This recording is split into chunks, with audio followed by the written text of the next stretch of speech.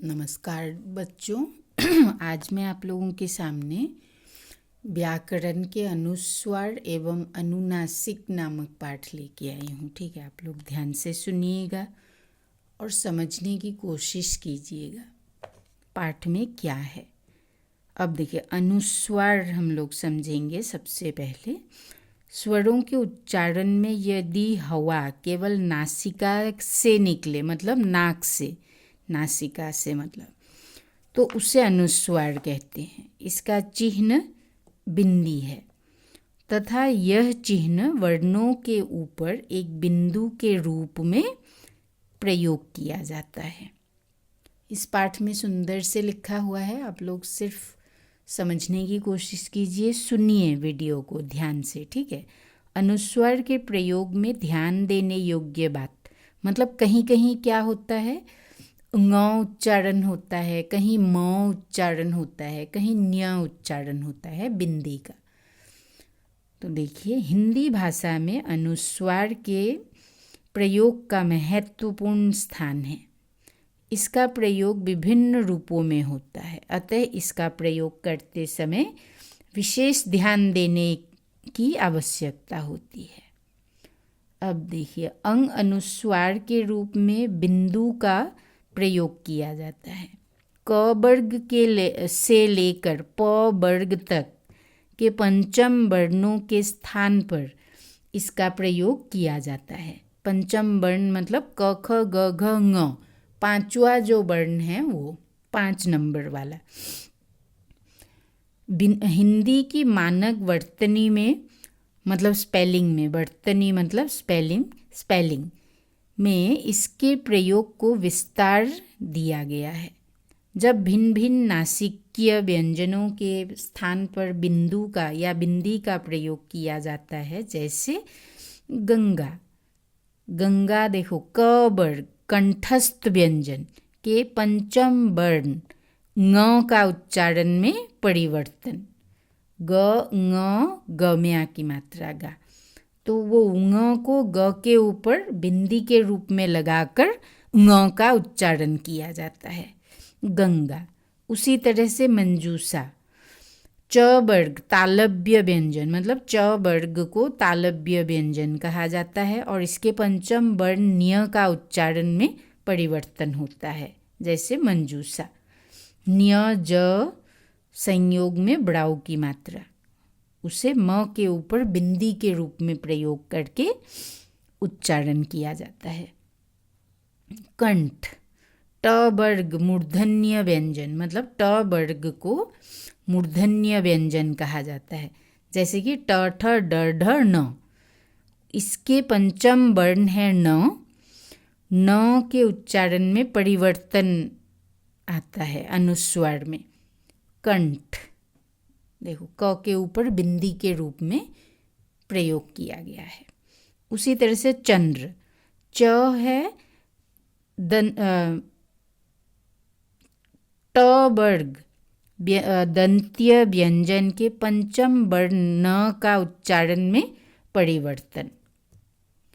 अब चंद्र, इसमें जो न है वो द के साथ न का संयोग हुआ है, न द संयोग नीचे र, तो पदेन लगा है उसमें, तो द जो है वो त वर्ग का वर्ण है, इसीलिए उसके ऊपर न का उच्चारण च के ऊपर बिंदी होकर न जैसा उच्चारण हुआ है बिंदी का, अनुस्वार वर्ण का।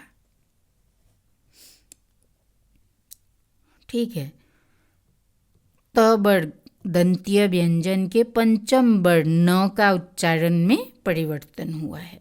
उसी तरह से रंभा, प वर्ग भ जो है वो प वर्ग का वर्ण है और प वर्ग को औस्थ्य व्यंजन कहते हैं, तो इसीलिए इसके उच्चारण में परिवर्तन हुआ है म के रूप में, क्योंकि इसका पंचम अक्षर जो है वो म है, इसीलिए म उच्चारण हुआ है रंभा। अनुस्वार के पश्चात य र ल व तथा ह आने वाले शब्दों में अनुस्वार अपने मूल रूप में ही रहता है, अर्थात ऐसी जगह अनुस्वार चिन्ह का प्रयोग मतलब बिंदी का प्रयोग नहीं होता, जैसे मान्यवर, अम्ल, तुम्हारा इत्यादि। मतलब य, र, ल, व तथा ह आने वाले शब्दों में उसमें बिंदी का प्रयोग नहीं होता।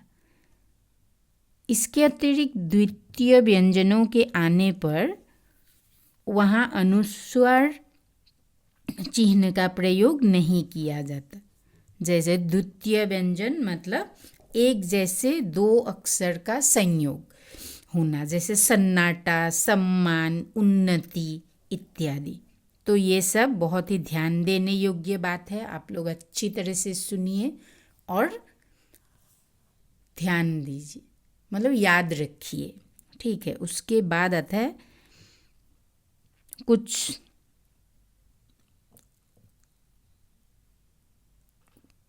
स्पर्श भाग 1 के पाठ्य पुस्तक के अनुसार कुछ शब्द यहाँ दिए गए हैं। बंद, संभ्रांत, संतोषजनक, शंकु, संभावना, संक्रमण। उसी तरह से पतंग, 15, रंगीन, चुंबन, अंकित, अंतिम। संबंध, काठमांडू, तंबू, आनंद, अंतरंग, चंदन। नंगा, प्रेमचंद, ठंडी, संकोच, निसंकोच, आशंका, चंद, गोविंद। संपत्ति, निमंत्रण, बंधन, बिंदु। संतहु, अत्यंत, अंदाजा, हिमपुंज, प्रसंग। कुंडली, अधिकांश, श्रृंगार, अंकित, सुंदर। अंक, अपंक, बंधन, संतुलन, परंतु, संपर्क। ये स्पर्श के गद्य खंड के हैं।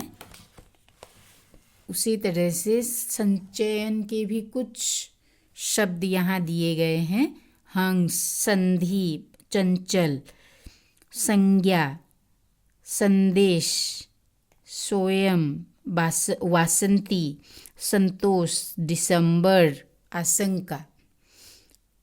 फिर संधि, बंद, संभवतः, बसंत, डंडा, 15, संकल्प, चिंता। चंचल, गंध, चंडक, झुंड, आतंक, तुरंत, रंग, कंघे।